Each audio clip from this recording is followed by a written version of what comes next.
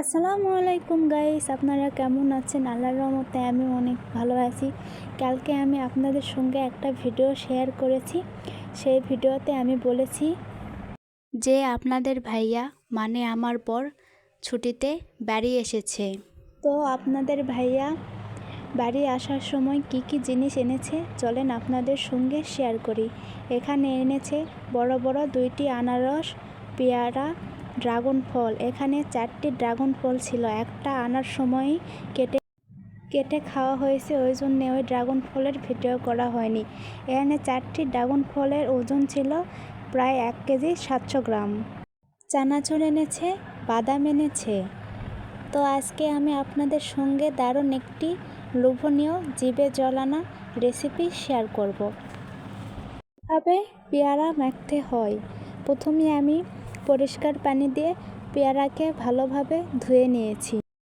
Nishat ফারানা YouTube চ্যানেলে আপনারা সুন্দর সুন্দর রান্নার রেসিপি দেখতে পাবেন, তাই আমার চ্যানেলটিকে সাবস্ক্রাইব করে রাখবেন এবং আমার পাশে থাকবেন, যাতে পরবর্তীতে আমি ভিডিও ছাড়লে আপনাদের ফোনে সাথে সাথে নোটিফিকেশান চলে যায় এবং সুন্দর সুন্দর মজার রান্নার রেসিপিও শিখতে পারবেন আমার এই চ্যানেলটিতে। তো আমি এখানে পেয়ারা ধুয়ে নিয়েছি ভালোভাবে। আপনাদের ভাইয়া পেয়ারাগুলো ভালোভাবে কুচি কুচি করে কেটে নিচ্ছে। ঠিক একইভাবে আপনারাও পেয়ারা মেখে খেয়ে দেখবেন, অনেক মজা লাগে। দেখতেই পাচ্ছেন আপনাদের ভাইয়া পেয়ারাগুলো কেটে নিচ্ছে।